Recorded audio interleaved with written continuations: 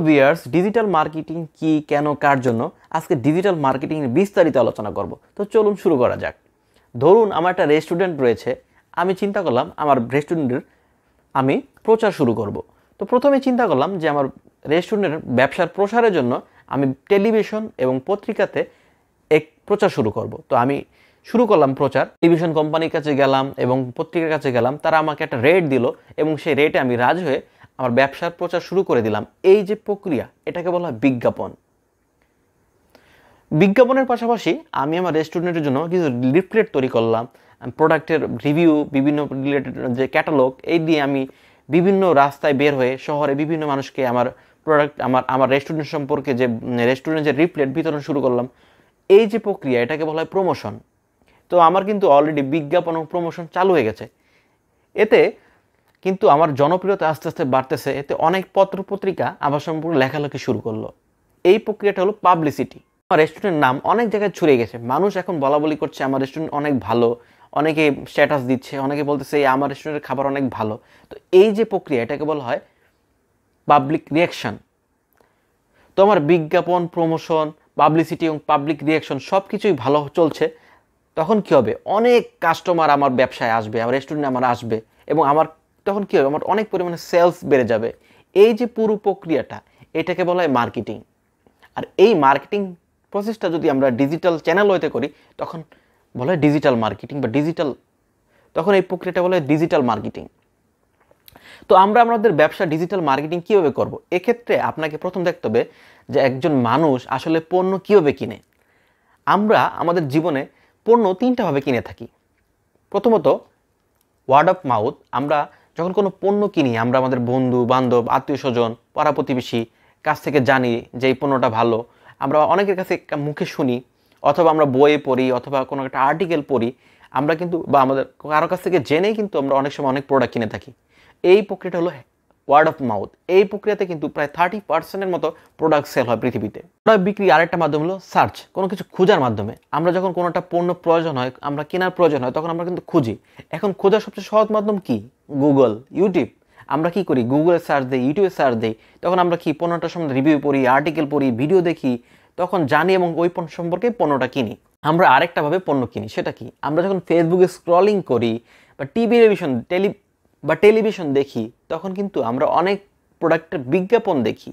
বিজ্ঞাপন দেখে আমরা প্রোডাক্ট সম্পর্কে জানতে পারি, ভালো লাগে এবং আমরা প্রোডাক্টটা কিনে ফেলি। তো এই তিনটা মাধ্যমে কিন্তু মানুষ মূলত যে কোনো পণ্য কিনে বা পণ্যের সেবা নিয়ে থাকে। এখন আপনার ব্যবসাকে যদি আপনি মার্কেটিং করতে চান, সেক্ষেত্রে আপনাকে জানতে হবে মার্কেটিং আসলে কয় প্রকার। ইন্টারনেট মার্কেটিং মূলত দুই প্রকার, একটা হলো ইনবাউন্ড মার্কেটিং, আর হলো আউটবাউন্ড মার্কেটিং। ইনবাউন্ড মার্কেটিং কি? ইনবাউন্ড মার্কেটিং হলো কোনো একটা পণ্য কেনার জন্য কাস্টমার আপনার কাছে আসে, যেরকম গুগলে সার্চ করে, ইউটিউবে সার্চ করে। আর আউটবাউন্ড মার্কেটিং হলো আপনি কাস্টমারের কাছে গেলেন, মানে আপনি কোনো আপনার এই প্রচার করাটা হতে পারে ফেসবুকের মাধ্যমে, ইউটিউব ভিডিওর মাধ্যমে। তো এখন আমরা যদি আমাদের ব্যবসার মার্কেটিং করতে চাই, ডিজিটাল মার্কেটিং করতে চাই, কোন ওয়েতে আমরা মার্কেটিং করতে পারি? এখন আপনাকে জানতে হবে ডিজিটাল মার্কেটিংয়ের সবচেয়ে জনপ্রিয় মাধ্যমগুলো কী কী।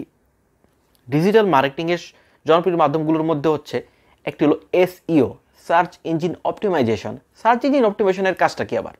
সেটা হলো আমার একটা ওয়েবসাইট আছে, আমার ব্যবসার একটা ওয়েবসাইট আছে। তো মানুষ কিন্তু আমার গুগলে সার্চ দেওয়া সম্পর্কে, মানুষ কিন্তু গুগলে সার্চ দিয়ে এই পণ্য বা সেবা সম্পর্কে জানে।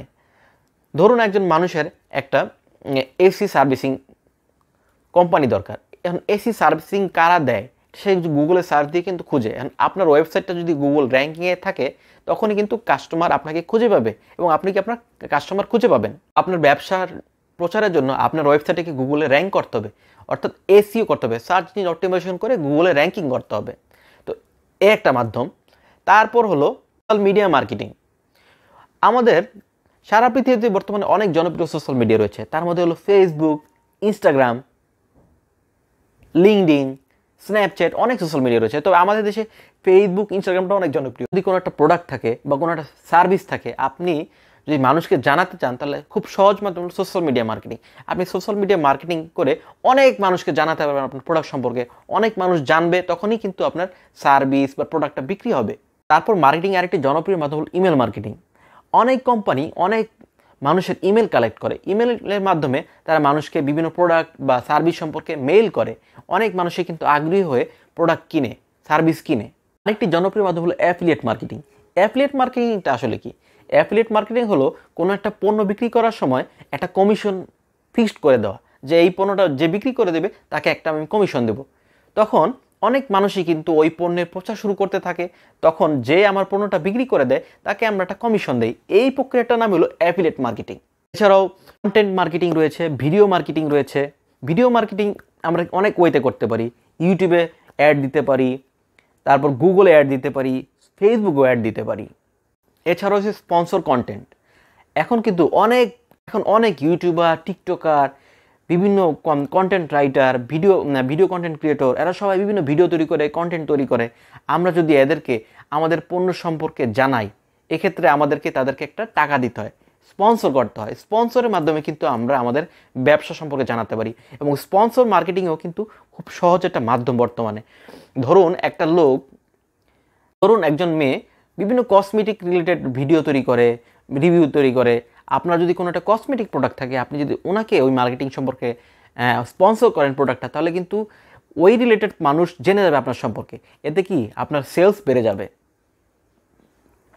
তাই আপনার ব্যবসা কোন ধরনের তার উপর নির্ভর করে আপনার ডিজিটাল মার্কেটিং করতে হবে। আপনার যদি কোনো, এছাড়াও আরেকটি জনপ্রিয় মাধ্যম হলো search engine marketing. Search engine মার্কেটিংটা আসলে কি?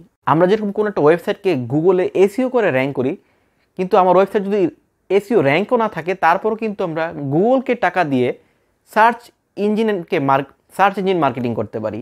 এতেও আমাদের ওয়েবসাইট কিন্তু গুগলে র্যাঙ্কিং যাবে।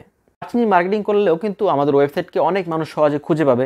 আপনি গুগলকে টাকা দিবেন, গুগল আপনার ওয়েবসাইটে গুগলে র্যাঙ্ক করে দিবে, এবং এই প্রক্রিয়ার মাধ্যমে কিন্তু আমরা মার্কেটিং করতে পারি। আপনি যদি ডিজিটাল মার্কেটিং শিখতে চান, অথবা অনলাইন কেরিয়ার করতে চান, বা ফ্রিল্যান্সিং শিখতে চান, কেবিডি একাডেমি চ্যানেলটি সাবস্ক্রাইব করতে পারেন। এখানে আমি নিয়মিত ফ্রিল্যান্সিং, ডিজিটাল মার্কেটিং এবং অনলাইন কেরিয়ার রিলেটেড ভিডিও তৈরি করি। তো চ্যানেলটি সাবস্ক্রাইব করে সাথে থাকুন। পরবর্তী ভিডিওতে আবার দেখা হবে। আসসালামু আলাইকুম।